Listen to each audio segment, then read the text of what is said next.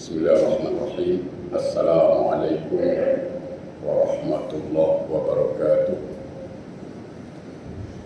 Alhamdulillah. Alhamdulillah ala ni'matil Islam wal iman. Asyhadu an la ilaha illallah wahdahu la syarika lah. Wa asyhadu anna sayyidina Muhammadan abduhu wa rasuluh la nabiyya ba'da.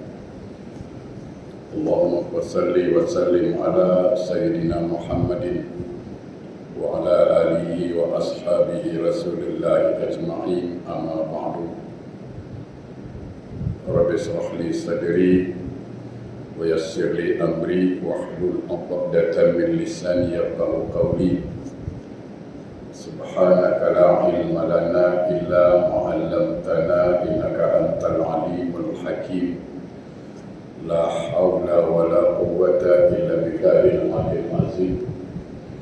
Ilahi anta rabbi wa ridhakal matlubi. Jamaah yang dimuliakan Allah, alhamdulillah kita senantiasa mensyukuri nikmat-nikmat Allah. Sampai hari ini Allah masih beri kita peluang untuk menikmati hidup di dunia ini. Dan alhamdulillah kita diberi kesempatan lagi untuk mengumpulkan amal-amal soleh dalam sisa-sisa umur yang Allah berikan. Mudah-mudahan sangat bermanfaat buat kita semua, thalabul ilmi kita hari ini, insyaAllah. Salawat dan salam Allahumma salli ala Sayyidina Muhammad wa ala ali Sayyidina Muhammad. Marilah sama-sama kita sanjungkan keharibaan junjungan alam Rasulullah SAW.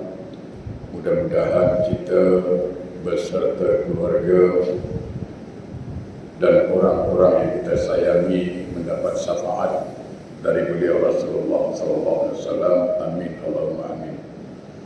Sekedar mengulang kaji Jumat yang lalu, kita bahas tentang pembedahan kalbu pada malam peristiwa Isra wal Mi'raj yang dialami oleh Rasulullah SAW. Betapa pentingnya kalbu itu dibedah. Saya tidak akan mengulang lagi, saya sambung saja. Setelah dibedah kalbu Rasulullah SAW, untuk sekedar mengingatkan bahawa dibedahnya kalbu Rasulullah itu, yang konon dari cerita kisah itu dikatakan, dari riwayat itu dikatakan dalam kitab Kisahul Mi'raj, dibuang segala sifat-sifat yang buruk dari hati beliau. Padahal beliau tidak punya sifat yang buruk. Beliau adalah makhluk yang mulia, Allah yang memuliakan beliau, tapi dibersihkan hatinya. Ini adab menghadap Allah. Sama seandainya Haji Rodin, contoh, dipanggil oleh pembesar, katakanlah MP, mandi dulu ke baru jumpa, atau jumpa dia baru mandi? Pasti mandi dulu baru jumpa. Kan ada. Kita mandi bukan berarti badan kita kotor, belum tentu kotor, tapi tak sedap jumpa kalau tak mandi, tak segar rasanya. Manusia menghukum zahir, Allah menghukum batin. Maksudnya apa?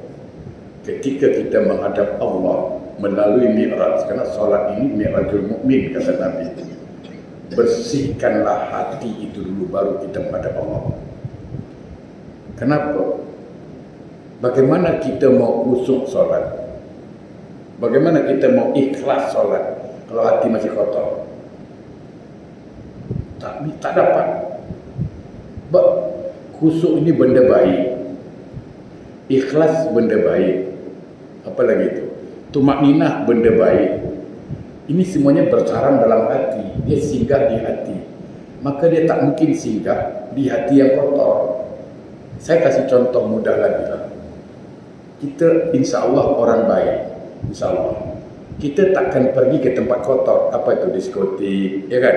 Kita tak pergi tempat judi, kita tak pergi tempat orang minum-minum arak. Kenapa? Karena kita tahu itu tempat kotor dalam pandangan agama. Kita takkan mau. tak mau singgah di situ. Tapi kalau disuruh ke masjid, kita mau. Disuruh ke majlis taklim, kita mau. Kenapa? Karena kita orang baik akan datang ke tempat yang baik. Tapi mereka yang selalu di tempat judi, mereka yang selalu di diskotik, pun mereka takkan mau kemari. Dia tak mau. Walaupun dia tahu ini tempat baik, dia akan cakap, aku tak layak. Ya kan? Aku tak layak datang sana, aku kotor. Tengok ni. Jadi sama. Bagaimana kusuk itu mau datang, ikhlas itu mau singgah, kalau hati kita kotor. Makanya kadang-kadang kita sholat, pikiran melayang kemana-mana. Kita sholat, tapi pikiran lakin lah, gelang lah, macam-macam. Ini jam ke tak jam, dah dua minggu tak balik Johor. Nah, oleh karena itu, kita diingatkan oleh satu sabda Rasulullah yang selalu kita dengar, hadis sahih, inna fil jasadi mudghah, dalam tubuh manusia itu ada seketul daging, iza saluhat jasadu kullu, wa iza fasadat jasadu kullu. Kalau hati itu baik, maka baiklah seluruh tubuhnya. Kalau hati itu kotor, kalau kotor maka kotorlah seluruh tubuhnya. Coba bayangkan, kalau tangan bersih belum tentu kita pegang yang bersih-bersih. Kaki bersih belum tentu berjalan ke tempat bersih. Mulut bersih belum tentu cakapnya yang bersih. Mata bersih belum tentu melihat yang bersih. Subhanallah, Allahu Akbar. Ketika hati kita bersih, maka mata kita akan memandang yang bersih-bersih. Kaki akan berjalan ke tempat bersih. Mulut akan bercakap yang bersih-bersih. Ini pentingnya kita mensucikan hati. Nah, kita langsung masuk sekarang. Ini sekedar kajian Jumat lalu. Saya mohon maaf kerana Jumat depan saya dua kali Jumat minta cuti. Dua Jumat kita off cuti kerana saya ada sedikit keperluan dalam rangka Isra Mi'raj. Saya memang masih terasa penat kerana baru pulang dari pulau. Saya kalau dah leave cuti pergi pulau sekejap, next week, nikmat. Nah, setelah dibedah kalbu beliau, apa yang dimasukkan ke dalam hati beliau? Apa yang dimasukkan? 3 benda, 3 perkara. Tiga-tiga inilah syarat mutlak untuk kita solat. 3 benda inilah, 3 perkara inilah yang mengantarkan kita solat. Pertama, apa yang dimasukkan kepada Nabi, di hati Nabi? Iman. Kedua, ilmu. Ketiga, ihsan. Ini mesti kita bawa, dan inilah dasarnya kita menghadap Allah. Pertama, iman. Dalam Al-Quran, Allah berfirman, A'udzubillahi minasyaitonirrajim, Innas salata kanat 'alal mu'minina kitaban mawquta. Sesungguhnya solat itu diwajibkan kepada orang-orang yang beriman menurut waktu yang Allah sudah tentukan. Kenapa ditanamkan iman? Bukan berarti Nabi tak beriman. Oh ya, mantap imannya, teguh imannya. Karena imanlah kita disuruh solat. Orang tak beriman tak disuruh solat. Kenapa kita disuruh solat? Karena kita mengaku beriman. Nah, jamaah yang berbahagia, iman itu tidak nampak, abstrak. Untuk membuktikan seseorang itu ada iman atau tidak, maka terbukti dari amalnya itu, hidup amalannya. Saya selalu kasih contoh. Kipas ini hidup, lampu hidup. Kenapa? Karena ada current. Ada current di situ. Mana buktinya ada current? Hidup dia. Current itu tidak nampak, tapi kita yakin ada current di situ. Buktinya dia hidup. Nah, kalau kipas tidak hidup, lampu tidak hidup, Kita akan katakan currentnya tak ada. Orang cakap ada currentnya, mungkin kipasnya rosak atau lampunya rosak, tapi ada sesuatu yang salah di sini. Sama, kalau ada orang mengaku beriman tapi tidak sholat, mungkin imannya habis, imannya tidak ada, atau akalnya rosak. Makanya orang gila tidak wajib sholat. Orang gila tidak wajib sholat karena akalnya rosak. Nabi mengatakan apa? Iman wal amal qarinan. Iman dan amal itu saudara kembar. Dia tidak boleh dipisahkan. Saya harus minta maaf. Berapa banyak saudara kita, keluarga kita yang meninggalkan solat dengan sengaja dia tidak solat, lalu masih berani mengatakan aku beriman. Coba tanya dia tak solat, tanya dia, kau beriman tak? Beriman lah. Mana boleh tak beriman? Senang dia cakap. Tapi kenapa kau tak solat? Itu lain hal. Ada pula lain hal. Kerana beriman Allah suruh solat, kan gitu. Cuba saya ajak sekejap berfikir. Dua perkara saya ajak berfikir. Pertama, apakah iblis itu tidak beriman kepada Allah? Dia beriman. Siapa cakap iblis tidak beriman? Siapa cakap setan tidak beriman pada Allah? Dia beriman. Saya selalu menyampaikan itu. Ketika Allah bertanya kepada iblis, kenapa engkau tidak mau sujud kepada Adam? Itu perintahku, kata Allah. Itu perintahku. Kenapa tak sujud? Kenapa engkau tak ikut? Apa jawab iblis? Apa jawab iblis? Ana khairun minhu. Aku lebih baik dari Adam. Khalaqtani min narin wa khalaqtahu min tin. Engkau ciptakan aku dari api, Adam dari tanah. Iblis merasa diri lebih mulia dari Adam. Sombong, Abu Takbar, sombong betul dia. Tapi dia percaya kalau dia diciptakan Allah, artinya dia beriman. Lalu dia tidak sujud, tidak ikut perintah Allah. Padahal dalam sejarah beliau itu iblis 8.000 tahun sujud kepada Allah, 8.000 tahun taat kepada Allah. Cuma sekali dia tidak taat, hanya sekali itu dia bantah. Apa yang terjadi? Allah kata apa? Wa kana minal kafirin. Ya, dalam Quran dikatakan apa? A'udzubillahi minasyaitonir rajim wa iz qulna lil malaikati isjudu li adama fasajadu illa iblis aba wastakbar wa kana minal kafirin.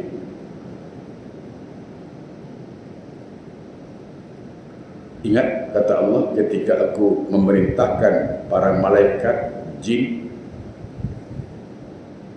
untuk sujud kepada Adam. Sujud di sini bukan menyembah tapi hormat. Sama macam kita tulis surat dengan mak bapak dulu, sembah sujud buat bunda, itu artinya kita sangat menghormati bunda. Jangan salah faham pula nanti. Oh, berarti iblis suruh sujud pada Adam, bukan kata sujud di sini menghormati. Kenapa iblis tidak mau tunduk pada perintah Allah? Karena merasa diri lebih mulia. Apa yang terjadi? 8.000 tahun dia tunduk, dia sujud, dia taat pada Allah. Cuma sekali aja dia bantah. Langsung Allah cakap, wa kana minal kafirin. Sungguh dia termasuk golongan kafir. Bayangkan, sekali tidak sujud Allah kata kafir. Bagaimana kalau sahabat kita, saudara kita yang satu hari 5 kali tidak sujud?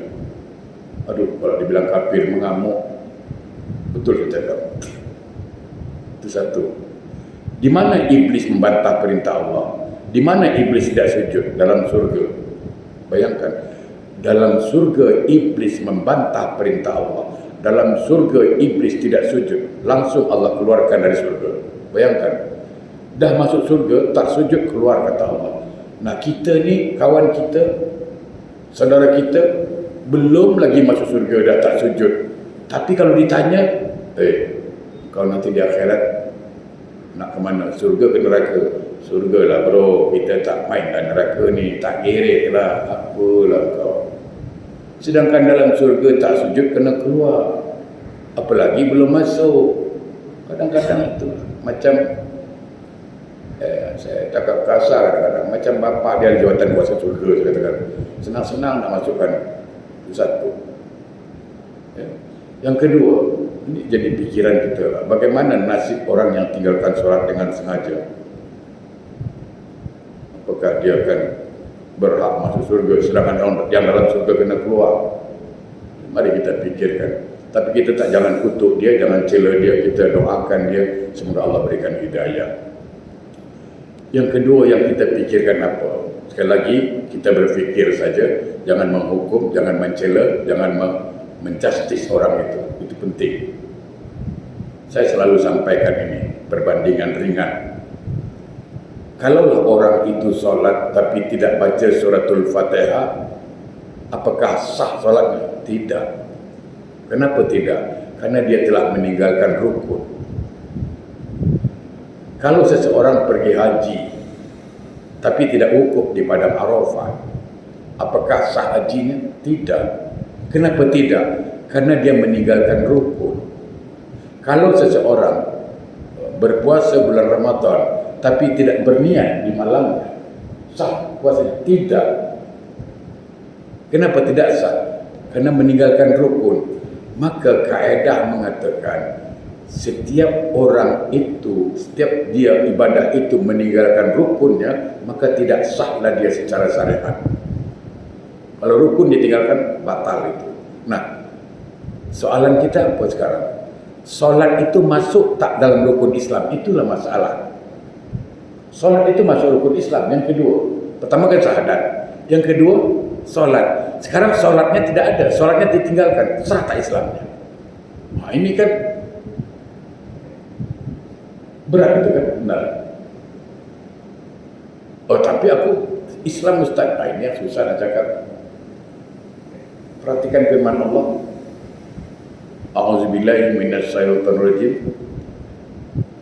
Wa minan nasi may yaqulu amanna billah wa bil yaumil akhir wa ma hum bimu'minin. Itu Allah mengatakan.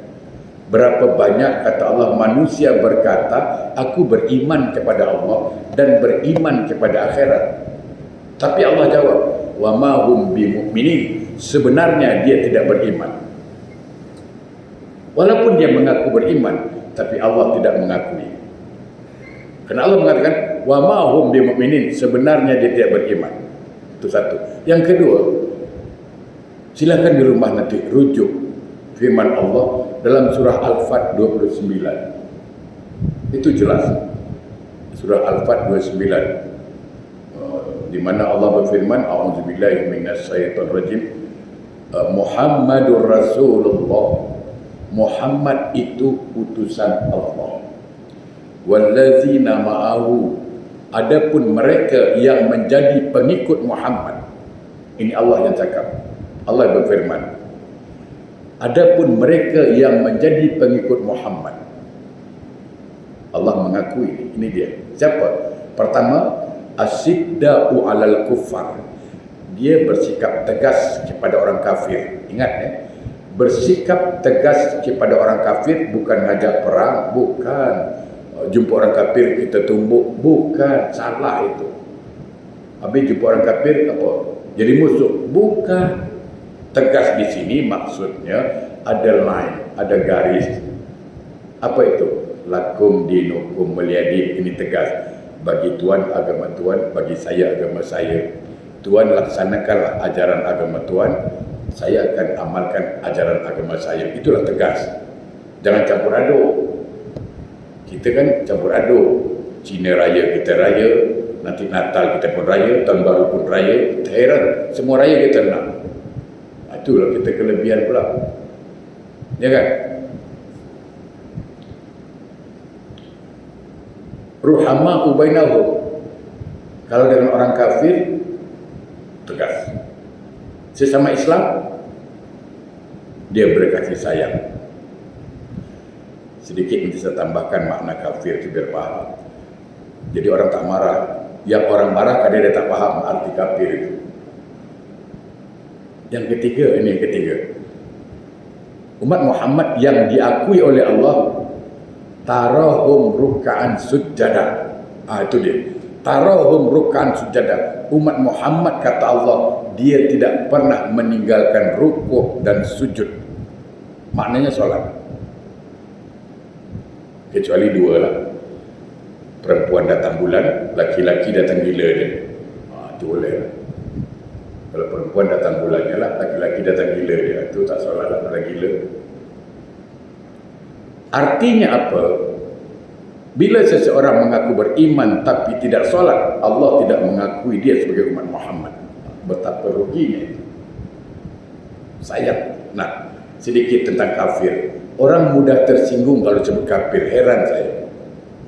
Jangan tersinggung. Itu kafir bahasa Allah. Bahasa yang paling lembut itu kafir. Orang Barat pakai. Orang Barat, orang Inggris pakai itu kafir. Apa? Cover dia cakap. Kafir itu kan cover itu dari bahasa Arab, kafir. Kafir itu artinya tertutup. Cover kan penutup. Kafir itu artinya dalam kaedah bahasa artinya tertutup. Maksudnya kenapa orang tak salat kafir? Karena artinya tertutup terhadap perintah Allah. Jadi jangan marah. Memang tertutup artinya apa? Kalau terbuka dia salat kan? Kadang orang marah. Nah, saya satu contoh. Saya ada kawan dengan pendeta. Kawan akrab. Kawan seperjuangan dengan seorang pendeta Kristian. Dia bilang saya, Ustaz, jangan marah ya. Saya bilang, tak, saya tak marah. Ustaz kafir ya? Iya. Saya bilang, iya. Saya tak marah. Dia bilang, orang pendeta bilang saya kafir, tak marah. Kenapa? Karena saya memang tertutup hati saya menerima kebenaran itu yang dia sebutkan. Ya kan? Jadi saya tak marah. Memang betul saya kafir kepada ajaran mereka. Artinya hati saya tertutup menerima ajaran itu. Jadi saya kafirlah dengan ajaran mereka. Tapi kalau orang Islam cakap saya kafir, baru saya ngamuk. Ya kan? Tapi kalau orang luar cakap saya kafir bukan Islam, tak ada masalah. Tak marah sedikit pun tak marah. Ada orang Cina cakap, you kafir atau tak? Saya senyum je. Karena memang hati saya tertutup untuk ajaran itu. Kan begitu. Jadi simple lah kok. Tak usah marah. Memang hati tertutup. Nanti kalau cakap, aku bukan tak nak solat. Ada satu masalah. Aku bukan tak nak solat. Aku nak solat tapi hidayah tak dapat. Astagfirullahaladzim. Apalah kau. Jadi kalau dah begitu, siapa yang salah? Hidayah yang salah. Hidayah siapa kasih? Allah. Berarti Allah yang salah. Astagfirullah. Saya kasih tahu. Tadi Bilal tu azan kan. Allahu Akbar, Allahu Akbar. Atau radio warna pun azan. Allahu Akbar, Allahu Akbar. Hidayah itu apa? Kan petunjuk. Azan itu petunjuk tidak? Petunjuk kan? Dia nak saut tak petunjuk itu? Dia tak nak saut petunjuk itu, dicakap pula hidayah tak dapat. Itu hidayah lewat telinga namanya. Nampak orang pergi masjid, ini hidayah lewat mata. Gitu. Jadi satu, yang kedua, ini gelas ditutup. Macam mana air nak masuk? Ditutup, bukalah, masuk, selesai. Macam mana hidayah nak masuk ke hati kalau hatinya ditutup? Itu kadang-kadang sikit-sikit hidayah yang disalahkan. Hidayah yang disalahkan tidak. Itu iman. Yang kedua yang dimaksudkan apa? Ilmu. Nabi mengatakan apa? Amalun qalil fil ilmi khairun min amal kasir fi jahli. Amal yang sedikit tapi pakai ilmu itu lebih baik dari amal banyak tak ada ilmu. Kau solat banyak-banyak pun kalau ilmu tak ada, lebih baik sedikit tapi ada ilmu.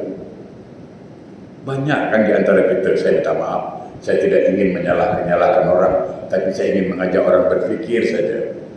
Berapa banyak di antara kita yang salah total baca Fatihah? Saya ingin katakan itu. Berapa banyak? Dia merasa dia betul baca Fatihah menurut dia. Tapi dari segi hukum, orang yang paham Al-Quran itu salah. Apa contoh? Boleh tanyalah siapa-siapa pun. Jangan drama lah cerita. Ini tanya betul. Bagaimana cara engkau baca Fatihah dalam solat? Normalnya macam mana? Jangan mentang-mentang saya tanya nanti buat baik-baik aja. Tak mau gitu. Mentang yang tanya ustaz dia buat lagu lah, dia buat film. Itu tak mau lah. Yang normal macam mana? Kalau engkau solat baca Fatihah macam mana? Kebanyakan yang saya tanya, silakan baca Fatihah. Normal seperti mana engkau baca selalu? Solat ustaz, Allahu Akbar, baca iftitah, okey. Lalu macam dia baca Fatihah. Allahu Akbar, Bismillahirrahmanirrahim, Alhamdulillahirabbil alamin, Arrahmanir Rahim, Maliki yaumiddin, Iyyaka na'budu wa iyyaka nasta'in, Ihdinas siratal mustaqim, siratal ladzina an'amta 'alaihim, ghairil maghdubi 'alaihim waladdallin. Amin. Menurut dia betul. Betul. Dan menurut orang awam pun betul. Tapi menurut orang yang mengerti Quran itu salah. Di mana salahnya? Ada yang dilanggar di situ. Tajwid. Huruf ya mati baris bawah itu minimal panjang 2 harakat. Jangan langgar. Karena itu bahasa Al-Quran, bukan bahasa Melayu. Suka-suka kita nak baca. Jadi macam mana? Silakan baca cepat tapi tidak melanggar tajwid. Bismillahirrahmanirrahim. Alhamdulillahirabbil alamin. Arrahmanir Rahim. Tetap ada ruang tajwid. Maliki yaumiddin. Iyyaka na'budu wa iyyaka nasta'in. Jangan iyyaka na'budu wa iyyaka nasta'in. Ihdinas siratal mustaqim. Oh, itu kacau. Bismillahirrahmanirrahim. Arrahmanirrahim. Maliki yaumiddin. Jadi ya mati itu fungsinya apa? Tak berfungsi kan? Hilang dia. Terbuangkan hurufnya. Bagaimana hukumnya membuang huruf Al-Quran? Dia baca Alhamdulillahirabbil alamin, Ar-Rahmanir Rahim, Maliki yaumiddin. Padahal yang dibaca itu macam mana? Bismillahirrahmanirrahim, Alhamdulillahirabbil alamin. Itu baru betul. Ya. Silakan rujuk. Makanya kalau kita ke Madinah, selalu di Madinah. Kalau kita ke Madinah, ada beberapa imam di situ akan duduk. Saya selalu, bukan mengata, saya bukan dia, selalu, saya pun belajar. Duduk dengan dia, betulkan Fatihah kita. Dia suruh baca, tak apalah, tak perbaiki apa salahnya kan. Saya dah tua-tua pun belajar pun. Cari imam tu, tak tolong dengarkan Fatihah saya. Dan itu satu. Yang kedua, ini tentang ilmu lagi. Ada orang takbiratul ihram. Perhatikan, menurut dia betul dia. Menurut dia betul dia. Tapi menurut saya dia salah. Kenapa? Ada yang kurang. Apa? Allahu Akbar itu. Ada tuh. Saya dengar kadang-kadang di sebelah.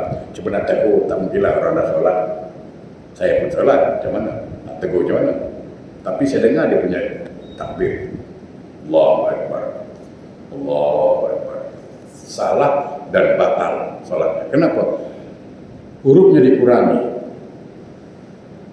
Dia bukan Allahu Akbar. Allah. Ada alif di situ. Ada alif kan?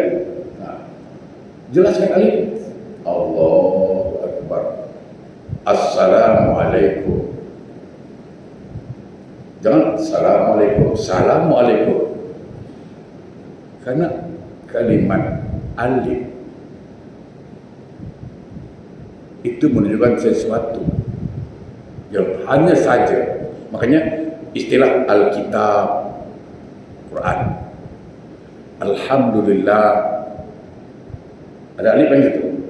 Alhamdulillah itu menunjukkan hanya saja. Orang Jawa cakap only one, itu saja. Jadi kalau kita cakap Allahu Akbar, hanya Allah yang Maha Besar itu. Allahu Akbar ke mana? Bisa kan? Itu. Banyaklah tentang ilmu ini. Berapa banyak yang salat? Hampir. Coba buka dalam salat itu, rukun salat ada tak disebut tumak ninah? Ada kan? Tapi berapa banyak orang tidak tumak nina? Tumak nina itu maknanya apa? Berhenti seketika. Minimal jarak berhentinya berapa? Bacaan tasbih. Tapi kan ada orang setelah sujud dia langsung naik, tidak tumak nina sebentar. Banyak itu. Padahal itu mesti tumak nina di situ, bentar. Mesti dipahami. Itu ilmu dalam solat. Sebelum solat apa ilmunya? Sebelum solat, ini saya cerita sebelum solat, sebelum takbiratul ihram. Terkadang saya minta maaf, masih banyak di antara saudara kita lah, atau sangat orang saudara kita, tanya dia, engkau kan solat? Ya. Salah satu syarat sah solat, dia mesti mengerti ilmu solat itu. Dia mesti paham mana wajib, mana sunat, mana makruh, mana haram. Dia harus tahu itu. Dia harus paham, karena itu syarat mutlak. Tanya, kalau kita solat, berapa jenis takbir dalam solat? Dia boleh udah pernah jawab. Banyak takbir, banyak. Takbiratul ihram, habis itu takbir nak ruku, habis itu takbir nak sujud. Oh, banyak soalan kan. Artinya dia tidak ada ilmu dalam solat. Nah, saya katakan apa? Kalau ada orang bertanya pada kita, berapa jenis takbir dalam solat? 2, selesai. Apa itu? 1, takbiratul ihram. Kedua, takbir intiqal. Takbiratul ihram artinya apa? Takbir yang mengharamkan perkara yang tadinya halal. Maka disebut takbiratul ihram, takbir yang mengharamkan. Minum itu halal sebelum takbir, tapi setelah takbir haram dia. Cakap Melayu halal kan sebelum takbir, tapi dah takbir tak boleh cakap Melayu, haram. Maka disebut takbiratul ihram, takbir yang mengharamkan. Selanjutnya takbir intiqal, maknanya apa? Takbir perpindahan dari rukun ke rukun, itu takbir intiqal. Itu pun kadang-kadang orang tak tahu, banyak tak tahu juga. Saya tengok. Itu kena belajar ilmu. Sebelum salat jangan lupa baca apa? A'udzubillahi minasyaitonir rajim. Ini selalu saya sampaikan. Kenapa? Karena ketika kita salat, setan pasti kacau terus. Maka kita tidak lupa baca itu. Masih ada waktu sikit. Saya potong saya. Silakan nanti ajukan pertanyaan bagi yang bertanya, tulis, tapi nanti akan saya jawab 2 minggu lagi lah, awal bulan tentang ilmu salat. Nah, yang ketiga dimasukkan apa? Ke dalam hati Nabi, ihsan. Ihsan, apa makna ihsan? Nabi ditanya, ya Rasulullah, ma makna ihsan? Apa itu ihsan? Kita selalu cakap ihsan, ihsan, ihsan. Tapi tanya, apa ihsan? Ihsan, nah ihsan apa lagi? Ngamuk pula tu. Saya tanya baik-baik, ihsan tu apa makna dia? Ihsan lah, apa lagi? Yalah makna dia ihsan. Ihsan lah, kau tanya apa lagi? Nak kena bagi, kena perempang lah nanti. Marah pula dia. Itulah kalau orang tak belajar. Nabi ditanya, apa makna ihsan ya Rasulullah? Maka Rasul jawab, dan itu jawaban kita. Apa itu? Anta'budallah ka'annaka tarahu fa illam takun tarahu fa huwal yarak. Atau innahu yarak. Ketika engkau menyembah Allah, kata Nabi, ini ihsan. Bila engkau menyembah Allah, seolah-olah engkau nampak Allah, seolah-olah engkau melihat Allah. Kalau engkau tak mampu melihat Allah, memang tak mampu, maka yakinlah Allah pasti melihat engkau. Itu dia, itulah ihsan. Jadi ketika kita solat, fokus pertama, kita memang tak mampu lihat Allah, tapi senantiasa merasakan Allah melihat kita. Akan betul solat kita. Kita kan selalu bincang rukun 13, rukun 13, rukun 13. Bagus. Tapi rukun 13 itu hanya bincang soal apa? Soal sah atau batal. Ada rukun yang 3 jangan ditinggalkan. Saya rasa ini biasa saya sampaikan. Rukun qauli, rukun fi'li, rukun qalbi, itu tak boleh ditinggalkan. Apa rukun qauli? Setiap ucapan dalam solat Suratul Fatihah, syahadat, salam, duduk tasawuf akhir, itu rukun qauli, mesti diucapkan. Setiap ucapan kita dalam solat, kita yakin betul Allah bersifat as-sami', Allah Maha mendengar. InsyaAllah akan betul bacaan kita. Kenapa? Kerana kita waktu baca, Allah dengar. Macam mana kalau kita bercakap dengan bos? Takkan nak cepat-cepat, mesti nak betul cakap, biar bos faham. Ini cakap dengan Allah cepat-cepat. Nak ke mana?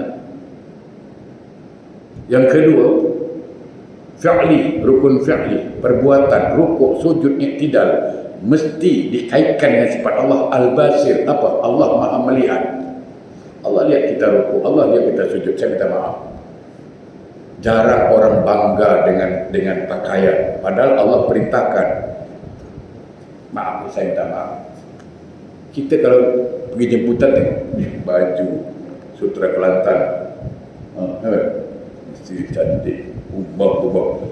Tengok orang besar panggil steady. Kenapa menghadap Allah yang Maha Besar lebih kurang sampai 3 minggu baju tak cuci pun pakai?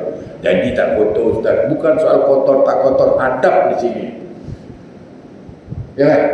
Kenapa kita jumpa orang besar kita mesti nak tampil bagus?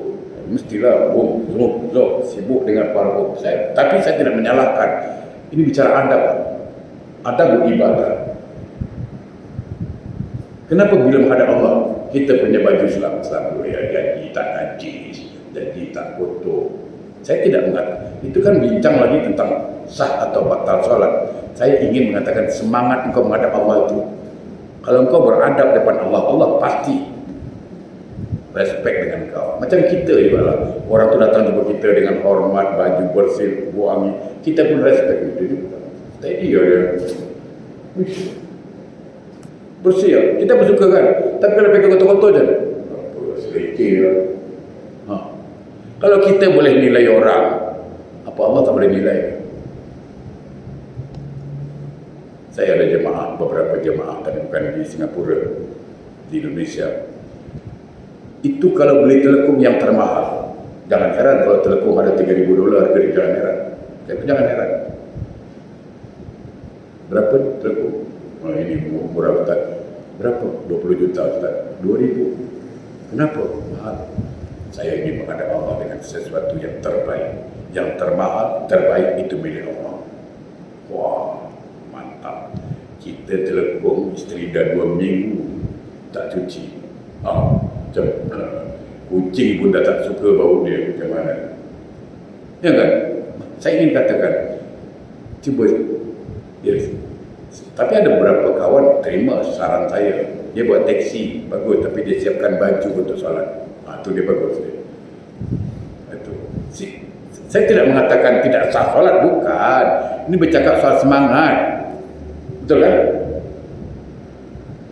Bercakap kecuali darurat, itu cerita lain lah. Itu cerita lain. Ini di rumah pun janganlah pakai t-shirt juga solat. Steady sikit. Ya kan? Itu. Rukun itu namanya Islam. Yang ketiga rukun qalbi. Apa itu? Niat. Allah bersifat al-alim. Mesti faham Allah bersifat al-alim. Apa al-alim? Maha mengetahui. Engkau riak ke, engkau ikhlas ke, engkau ujub, Allah tahu. Maka tidak ada jalan lain. Engkau akan ikhlas. Kenapa? Engkau riak, Allah tak terima ibadah kau. Dan Allah tak boleh disembunyikan. Allah tahu kalau kita riak. Akhirnya apa? Dia akan ikhlas beribadah. Tak mungkin dia riak. Kenapa? Dia tahu Allah tahu. Maha tahu. Baik, saya kira cukup dulu. InsyaAllah bermanfaat. Yang benar datang dari Allah, yang salah dari saya mohon maaf atas segala kesalahan saya. Terima kasih perhatiannya. A'udzubillahi minasyaitonirrajim. Bismillahirrahmanirrahim. Alhamdulillahirabbil alamin. Allahumma shalli ala sayyidina Muhammad wa ala ali Muhammad. Allahumma arinal haqqa haqqa warzuqna ittiba'ahu wa arinal batila batila wajtaniba. Allahumma a'inna ala dzikrika wa syukrika wa husna ibadatik. Allahumma barik fil rajab wa sa'bana balikna Ramadan. Rabbana atina fid dunya hasanah wa fil akhirati hasanah wa qina adzabannar. Walhamdulillahirabbil alamin. Assalamualaikum warahmatullahi wabarakatuh. Jadi 2 Jumat kita cuti insyaallah.